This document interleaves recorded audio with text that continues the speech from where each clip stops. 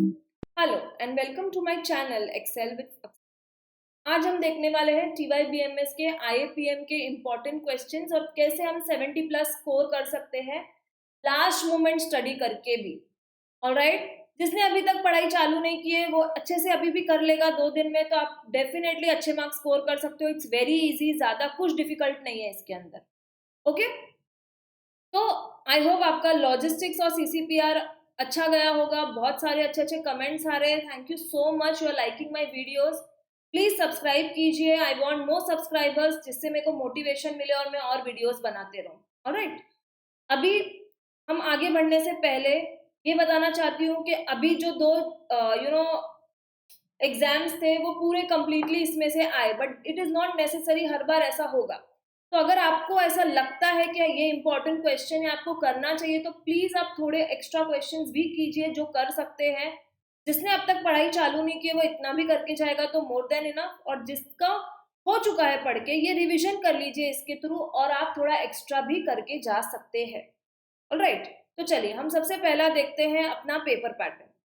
तो हमारा question number 1 जो है वो ऑब्जेक्टिव्स है, जिसमें आपको A एंड B दो पार्ट्स में डिवाइडेड होगा। 10 क्वेश्चंस होंगे, उसमें से आपको 8 अटेम्प्ट करने, आप पूरे 10 करके आना। और क्वेश्चन नंबर 1B होगा ऑब्जेक्टिव्स अगेन, जिसमें 10 दिए रहेंगे, आपको 7 करने पर आप पूरे 10 करके आए। ऑलराइट, क्वेश्चन नंबर 2 में कभी कभी यहाँ पे थियोरेटिकल प्रैक्टिकल क्वेश्चन दिया होता है। वो क्या है मैं आपको बताती हूँ, थोड़ा आप वीडियो आगे जाएगा तो 15 मार्क का वैसा एक क्वेश्चन आ जाता है। और क्वेश्चन नंबर 2B में 2 सम्स आ जाते हैं या 2 थ्योरी आ जाती है, डिपेंड्स। क्वेश्चन नंबर 3 यूजुअली पूरा थ्योरी आता है, दोनों पार्ट A और B। क्वेश्चन नंबर 4 में आपको एक साल 2 क्वेश्चंस आ गए थे और 2 सम्स आ गए थे, और दूसरे साल पूरा प्रैक्टिकल आ गया था। और क्वेश्चन नंबर 5 में 2 सम आते हैं, और कभी कभार उसके बदले थियोरेटिकल प्रैक्टिकल आएगा। मतलब इन शॉर्ट जितना मैंने वीडियो में बताया वो सब आप करके जाओगे तो आप पूरा पेपर इजीली अटेम्प्ट कर सकते हो, एटलीस्ट थियोरेटिकल पार्ट। और मैं एक्सपेक्ट करूंगी कि आप फाइनेंस स्टूडेंट्स हो तो आप ज्यादा प्रैक्टिकल पे आप फोकस कीजिए। जितना भी मैंने प्रैक्टिकल क्वेश्चन इसमें बताया है वो आप प्लीज अच्छे से कर लीजिए, डेफिनेटली अच्छे मार्क्स आएंगे। ओके, और शॉर्ट नोट्स है, शॉर्ट नोट्स भी मैंने कुछ दिए, वो शॉर्ट नोट्स अच्छे से कर लीजिए। और जिसको श्योर है कि मतलब मेरा प्रैक्टिकल बहुत अच्छा है, तो आप अगर थ्योरी छोड़ भी देते हो तो चलेगा। Just be relax and be confident कि हम कर सकते हैं, definitely you will be able to do. Alright, चलिए हम देखते हैं अपना कंटेंट क्या है। यूनिट नंबर 1 में 3 चैप्टर्स है। जो मैंने बोला था थियोरेटिकल प्रैक्टिकल क्वेश्चन 15 मार्क का आता है, वो यहाँ से आता है। ओके, यूनिट 2 में से 3 या कभी कभार 2 सम तो पक्के डेफिनेटली आते ही आते हैं, बहुत इंपॉर्टेंट है ये। उसके बाद यूनिट नंबर 3 में से भी 2 सम या 1 सम पक्का आता है। और यूनिट नंबर 4 बहुत इंपॉर्टेंट है, इसके 2-3 सम आते आते। ओके, तो मैंने हर एक वैरायटी का एक एक सम लिया, उतना भी करके जाओगे लास्ट मोमेंट पे इनफ है। ओके, तो 2 और 4 के प्रैक्टिकल पूरे करने आपको। 1 में से जो मैंने लिया है, 3 में से मैंने जो लिया वो आप करोगे। तो मैंने कुछ क्वेश्चंस निकाले हर एक यूनिट से। ओके, तो देखते हैं हम लोग आगे। सबसे पहला हम स्टार्ट करते हैं यूनिट नंबर 2 से, problem based on expected return and standard deviation. तो आपका ये जो क्वेश्चन है यहाँ पे, rate of return on stocks of stock limited and kite limited under different cells states of economy are presented below along with probability of the occurrence of each state of economy। probability दिया है, 2 shares दिए हैं, 2 stocks दिए हैं, और उसका अलग अलग सिचुएशन में आपको रेट दिया हुआ है। आपको क्या फाइंड करना है, एक्सपेक्टेड रेट ऑफ रिटर्न और स्टैंडर्ड डिविएशन। ओके, तो पहले हम क्या करेंगे, फॉर्मेट बनाएंगे या टेबल बनाएंगे जिसमें स्टॉक का नाम लिखेंगे, रिटर्न्स और प्रोबेबिलिटी क्वेश्चन में दिया है वही लिखना है। थर्ड कॉलम में आपको रिटर्न्स एंड प्रोबेबिलिटी को मल्टीप्लाई करना है और उसका टोटल लेना है। ऑलराइट, फोर्थ कॉलम में आर माइनस जो ये एक्सपेक्टेड रिटर्न, ये जो टोटल ले लिए ये आपको एक्सपेक्टेड रिटर्न मिल गया। ओके, एक्सपेक्टेड रिटर्न मिल गया। अभी ये जो आर है ये 40 माइनस एक्सपेक्टेड रिटर्न करना है, दैट इज 60, तो -20 आएगा। देन आप 60 माइनस 60 करोगे तो 0 आएगा, एंड 80 माइनस 60 करोगे तो आपको 20 आएगा। ओके, फिर ये जो मिला आपको, इसको आपको इसका स्क्वायर करना है। तो -20 है, इसका स्क्वायर करोगे तो क्या हो जाएगा 400। 0 का स्क्वायर करोगे तो 0 आएगा, और 20 का स्क्वायर करोगे तो क्या आ जाएगा 400 आएगा। ये स्क्वायर इसके लिए करते हैं ताकि वो नेगेटिव साइन है जो वो हट जाए। ओके, अभी जो स्क्वायर किया उसको आपको प्रोबेबिलिटी से मल्टीप्लाई करना है, दैट इज 400 इंटू 0.3। 400 इंटू 0.3 करोगे तो 120 आएगा, 0 इंटू 0.4 करोगे तो 0 आएगा, 400 इंटू 0.3 करोगे तो 120 आ जाएगा। फिर इसका आपको टोटल लेना है। स्टैंडर्ड डिविएशन का फॉर्मूला क्या है, जो आपने अभी कैलकुलेट किया 240 जो आया उसका रूट लेना है तो आपको स्टैंडर्ड डिविएशन मिल जाएगा। ओके, उसके बाद हम देखते हैं second company, exactly same way में करना है, 2 बार करना है सेम वे, और अगर आपको चाहिए तो ऐसे टेबल में बता दीजिए। अब यूजुअली हम कहाँ पे इन्वेस्ट करेंगे, जहां पे रिटर्न्स क्या हो, ज्यादा हो। ओके, काइट में रिटर्न ज्यादा है तो हम वहां इन्वेस्ट करेंगे, और रिस्क कहाँ पे कम है, रिस्क स्टॉक कंपनी में, स्टॉक वाले शेयर्स में कम है तो वहां पे हम इन्वेस्ट करेंगे on the basis of risk. यहाँ पे रॉन्ग दिया है बट हम काइट में on the basis of returns invest करेंगे और स्टॉक में on the basis of risk invest करेंगे। ओके, देन हम आ जाते हैं प्रॉब्लम बेस्ड ऑन वेरिएंस। अभी वेरिएंस में आपको क्या दिया है, same boom, normal, recession, recovery, periods दिए हुए, स्टेट्स दिए हुए, प्रोबेबिलिटी दी हुई है और 2 शेयर्स दिए, रिटर्न ऑन ए और रिटर्न ऑन बी। आपको एग्जैक्टली सेम वे में करना है जैसे प्रीवियस में किए। रिटर्न तो आपको पी इंटू आर करके मिल जाएगा टोटल लेके, और वेरिएंस कैसे मिलेगा, पूरा सेम करना है, बस खाली रूट में नहीं लेना है उसको। तो वेरिएंस क्या होता है, summation probability R minus expected return the whole square. तो जो भी आंसर आ जाएगा यहाँ पे वो आपका क्या हो जाएगा, वेरिएंस हो जाएगा। Very simple. कभी कभार ये 8 मार्क के लिए आता है, 4 मार्क एक स्टॉक का कैलकुलेट करने का, 4 मार्क दूसरे स्टॉक का कैलकुलेट करने। इजी। तो ये दोनों सम्स डेफिनेटली अगर ये वीडियो देख लिया तो मतलब हो गया, अभी आपको खाली एक बार प्रैक्टिस करनी है, that is done. Okay, next हम आते हैं कैलकुलेशन ऑफ बीटा। बीटा में आपको है ना यूजिंग CAPM मॉडल बोला है, तो इसमें आपको क्या क्या दिया रहेगा, 2 स्टॉक्स दिए रहेंगे, मार्केट का रिटर्न्स दिया रहेगा और है ना रिस्क फ्री रिटर्न दिया रहेगा। ओके, क्या क्या दिया रहेगा, 2 stocks, market return, risk free return, ऐसा सब डिटेल्स दिया रहेगा और बीटा कैलकुलेट करने बोला है। तो पहले तो आप ईयर का कॉलम बनाओगे, R1, एक कंपनी लेना है M, पहले M लेंगे फिर उसके बाद N लेंगे। तो R1 क्या हो जाएगा, 13, 14, 13, 12। ओके, फिर RM क्या है, 15, 16, 15, 14, ये लिख दिए। अभी क्या करना है आपको, पहले R1 का टोटल करोगे तो 52 आएगा। R1 का टोटल करके उसका एवरेज निकालना है, दैट इज उसको 4 से डिवाइड करना है। समेशन R1 अपॉन N दिख रहा है यहाँ पे, इज इक्वल टू 52 अपॉन 4, तो 13 आएगा। नेक्स्ट कॉलम में आप क्या करोगे, 13 माइनस 13 तो 0। ओके, फिर करोगे आप 14 माइनस 13 तो 1 आएगा, फिर करोगे 13 माइनस 13 तो 0 आएगा, और फिर करोगे 12 माइनस 13 तो क्या हो जाएगा, -1। ओके, सिमिलर वे में आप RM का भी करोगे। RM का टोटल आता है 60, उसको डिवाइड करोगे 4 से तो 15 आ गया। 15 माइनस 15 0, 16 माइनस 15 1, 15 माइनस 15 0 और 14 माइनस 15 हो जाएगा -1। ओके, देन जो भी आपको 2 कॉलम में अमाउंट्स मिले या रेट या नंबर्स मिले उन दोनों को मल्टीप्लाई करना है, 0 इंटू 0, 1 इंटू 1, 0 इंटू 0, -1 इंटू -1, और फिर इसका स्क्वायर निकालना है। तो 1 1 और टोटल कितना आ गया, 2 आ गया। ओके, अब इसका फॉर्मूला क्या है, कोवेरिएंस R1 RM, मतलब ये जो लास्ट कॉलम का आपको टोटल मिला 2, सेकेंड लास्ट कॉलम का जो टोटल मिला 2, इसको डिवाइड करोगे n-1। n-1 क्या है, n था 4, नंबर ऑफ ईयर्स कितने थे, 4 ईयर्स थे, -1 तो 3, तो 2 अपॉन 3। ओके, तो 2 अपॉन 3 करोगे तो क्या आ जाएगा, 0.67। ऑलराइट, और उसके बाद हमको चाहिए स्टैंडर्ड डिविएशन M, तो यानी कि हमको यहाँ पे क्या ढूंढना है, ये जो मिल गया था हमको उसका टोटल ले लो। तो यहाँ पे 2 आ गया, अगेन उसको डिवाइड कर दोगे 3 से तो आपको क्या मिल जाएगा, 0.67।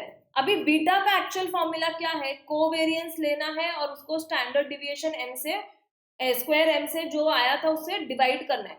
तो 0.67 डिवाइड बाय 0.67 बीटा मिल जाएगा आपको 1। तो ये आपका फर्स्ट पार्ट कंप्लीट हो गया। फिर करेंगे CAPM मॉडल से एक्सपेक्टेड रिटर्न ढूंढना। ये आगे भी 2-3 जगह पे पूछा है, तो ये वाला फॉर्मूला तो एकदम अच्छे से आप है ना लर्न ही कर लीजिए। एक्सपेक्टेड रिटर्न जो है उसका क्या है formula, risk free return RF plus beta bracket में RM माइनस RF। ओके, तो रिस्क फ्री रिटर्न क्वेश्चन में 7 दिया है, 7 प्लस बीटा मिल गया 1, फिर आपका RM कितना है 15 है, माइनस 7 करना है, तो आपको क्या मिल जाएगा, इसका एक्सपेक्टेड रिटर्न मिल जाएगा। Okay, using CAPM model. फिर सिमिलरली पूरा सेम चीजें आपको N के लिए रिपीट करनी है और आपको बीटा मिल जाएगा और फिर आपको एक्सपेक्टेड रिटर्न्स मिल जाएंगे CAPM मॉडल। ओके, अभी हम नेक्स्ट देखते हैं नए ये हो गया आपका सेकेंड मॉड्यूल कंप्लीट। अभी थर्ड मॉड्यूल पे आ रहे हैं, फंडामेंटल एनालिसिस के क्वेश्चंस आएंगे। ऐसा कुछ क्वेश्चन दिया रहेगा और आपको return on equity, current ratio, डेब्ट collection period, dividend pay out ratio, earning per share, ऐसा कुछ पूछते हैं। तो अभी आपने ये ऑलरेडी ये वाले formulas I guess wealth management में आपने कर लिए फॉर्मूलाज। ओके, तो सेम ही फॉर्मूलाज यहाँ पे है, except I guess earning per share और डिविडेंड पे आउट रेशियो, या आई गेस वो भी वहां पे कवर हो गए। मेरा वो वाले वीडियो में जाके आप देख लीजिए, पूरे सम्स के यहाँ पे पूरे फॉर्मूलाज दिए। ओके, तो ये वाले रिटर्न ऑन इक्विटी का फॉर्मूला है net profit after tax upon equity capital plus reserve into 100। तो यहाँ से क्वेश्चन से आप देख लोगे, जो जो आपको डिटेल्स चाहिए वो फॉर्मूला में पुट करके डालना है, बहुत सिंपल है। प्लीज ये ट्राई करो, नहीं समझेगा तो मुझे बताइए, मैं ट्राई करूंगी संडे को आपका डाउट्स क्लियर करने का। ओके, देन हम आते हैं एक्सपेक्टेड रिटर्न एंड CAPM। अभी ये वाले क्वेश्चन में बच्चा आप लोगों को सब कुछ दिया है, बीटा भी दिया है जो हमने ऑलरेडी कैलकुलेट किया था लास्ट सम में, यहाँ पे दिया है, इनिशियल प्राइस दिया है, मार्केट प्राइस दिया है और रिस्क फ्री रिटर्न दिया है 10%। आपको ढूंढना है expected rate of return of portfolio और average return of portfolio.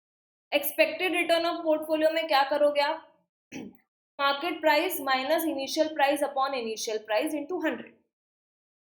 Market price में जितना भी तीनों का डिटेल्स दिया है, तीनों को टोटल करना है, इनिशियल प्राइस में तीनों को टोटल करना है और डिवाइड करना है तीनों के टोटल से और मल्टीप्लाई करना है 100 से, तो आपको क्या मिल जाएगा, एक परसेंटेज फॉर्म मिल जाएगा।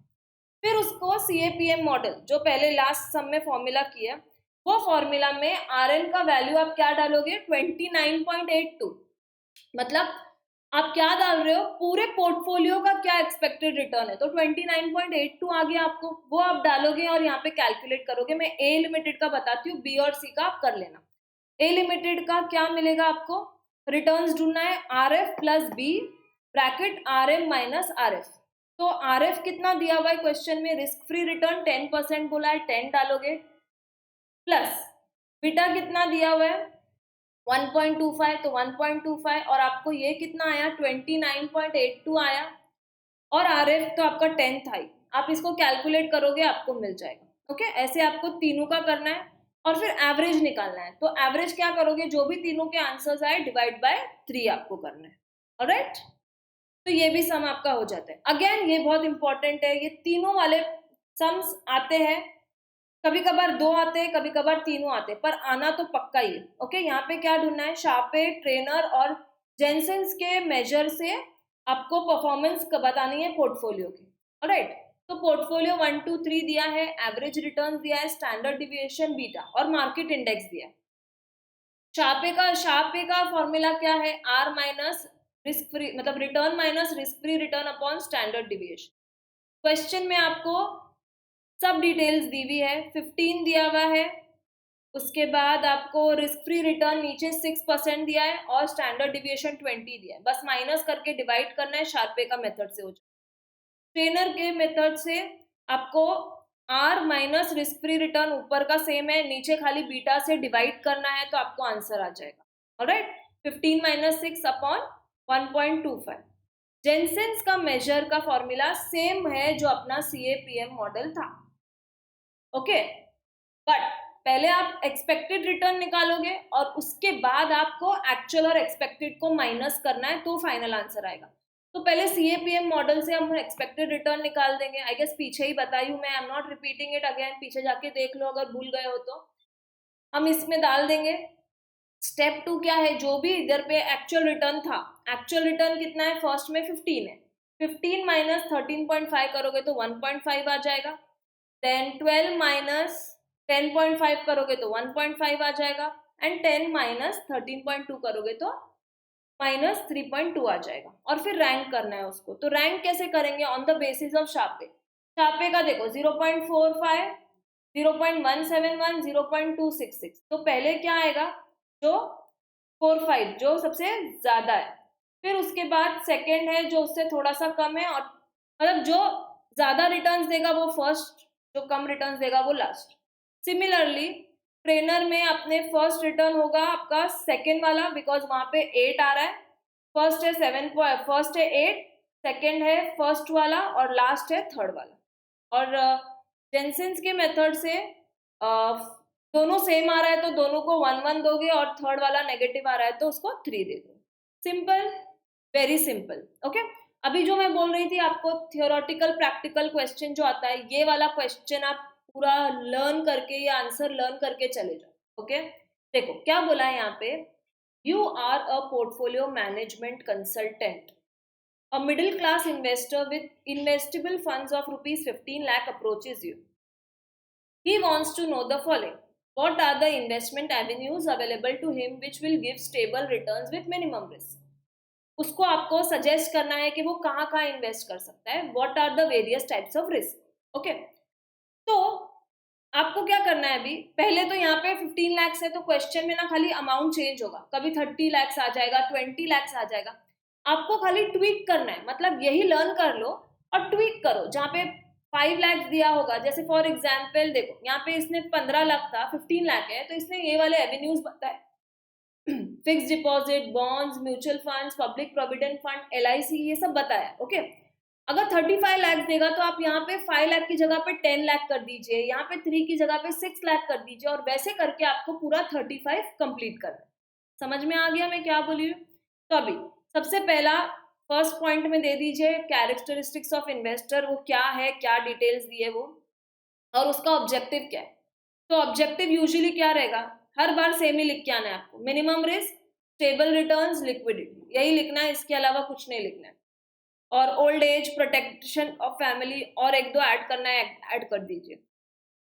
इन्वेस्टमेंट ऑल्टरनेटिव्स, ये लर्न कर लो, खाली उसमें क्या करना, आप अमाउंट्स को थोड़ा सा चेंज कर देना। अगर ज्यादा आता है, सेम आता है तो सेम ही लिख के आओगे, कोई प्रॉब्लम नहीं है, आपके हिसाब से आपको थोड़ा ऊपर नीचे करना है, चलेगा। ओके, फिर आप ये वाला पूरा आंसर लिखोगे, म्यूचुअल फंड क्या होता है, प्रोविडेंट फंड क्या होता है, और क्यों इन्वेस्ट करेगा, थोड़ा सा लेंथ में लिख दो उसको, और उसके बाद उसका कंक्लूजन देना है वापस से।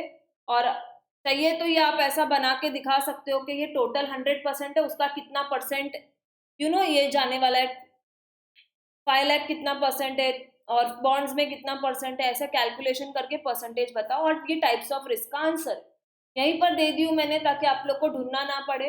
तो ये वाला एक आंसर अच्छे से कर लीजिए। टाइप्स ऑफ रिस्क 2 टाइप के होते हैं, systematic risk, unsystematic risk. Okay, ये वाला आंसर अच्छे से करके जाना। और ये 15 मार्क का ये क्वेश्चन आता है। ओके, 15 मार्क का क्वेश्चन आता है ये।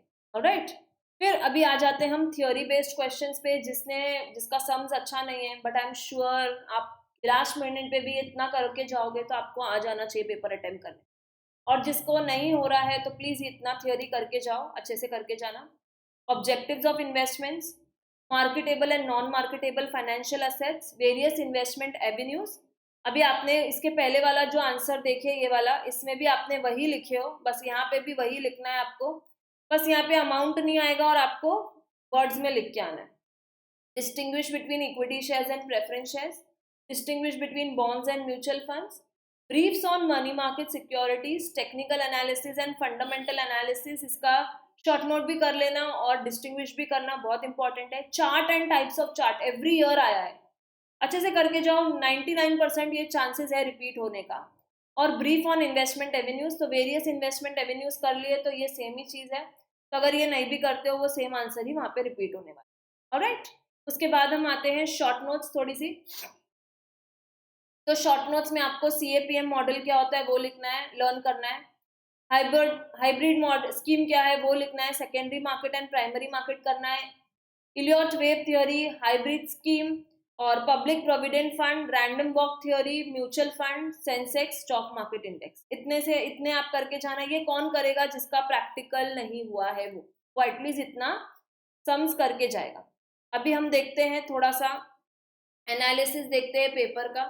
तो आपका पेपर जो देखो यहाँ पे ऑब्जेक्टिव्स है, ऑब्जेक्टिव्स तो आप मैनेज कर ही लोगे। देखो क्वेश्चन नंबर 2 में लास्ट टाइम नवंबर 19 में दो क्वेश्चंस आए हैं और उसके सामने 2 सम्स आए हैं। ओके, तो ये वाला सम में बिटा ढूंढना है और ये वाले सम में रिटर्न्स ढूंढना है। खाली रेट ऑफ रिटर्न ही ढूंढना है और कुछ भी नहीं ढूंढना है, सिर्फ रेट ऑफ रिटर्न पूछा है।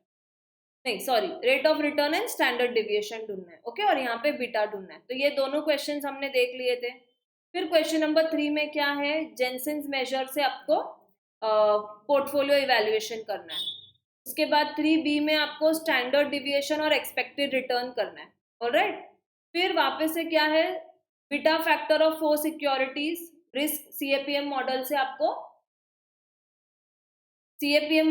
आपको ये ढूंढना है expected return using CAPM model, ये भी मैंने बता दिया। और इसके बाद यहाँ पे आया है स्टैंडर्ड डिविएशन पोर्टफोलियो शार्पे और ट्रेनर्स के मेथड से आपको ये कैलकुलेट करना है performance. Okay, then question number 4 में 2 थियोरी आ गई है और उसके सामने आपको क्वेश्चन नंबर 4 में आपको फंडामेंटल एनालिसिस का सम आ गया, EPS, P ratio, dividend pay out, dividend yield. तो ये फॉर्मूलाज आपको ऑलरेडी बता दी मैंने। देखो ये रहा प्रैक्टिकल क्वेश्चन 15 मार्क का, investment avenues, what are types of risk. Alright, और उसके सामने थियोरी शॉर्ट नोट आ गया है। तो अभी पेपर देख के आई एम श्योर आप लोग को लग रहा होगा कि हम इजीली कर सकते हैं। इतना डिफिकल्ट नहीं है जितना आपको लग रहा है, और जितना मतलब आप लोग बोल रहे हो कि मतलब IIPM it's not that difficult, बहुत इजी है सब्जेक्ट। कॉन्सेंट्रेट करो, एक रात भी आप लोग के लिए इनफ है। करना है तो हमको एकदम स्ट्रॉन्ग विल से करना है, तो बैठ के कर लेंगे और हमारा हो जाएगा। ऑलराइट, तो ये बहुत सारी रिक्वेस्ट आ रही थी, मैं थोड़ी सी बिजी थी, I couldn't give it to you all in the morning, पर मुझे देना था ये आपको सुबह ही, but I couldn't complete the video last night. तो अभी मैंने ये कंप्लीट किया and I am putting it now. तो I hope it is very helpful for you all. Helpful है तो प्लीज़ सब्सक्राइब कीजिए, and I am sure helpful है तो आपको सब्सक्राइब करना है, प्लीज़ सब्सक्राइब कीजिए। और अगर कोई और डाउट है तो प्लीज़ पूछिए, इफ़ पॉसिबल मैं आप लोग की डाउट्स को सॉल्व करूँ। Thank you so much.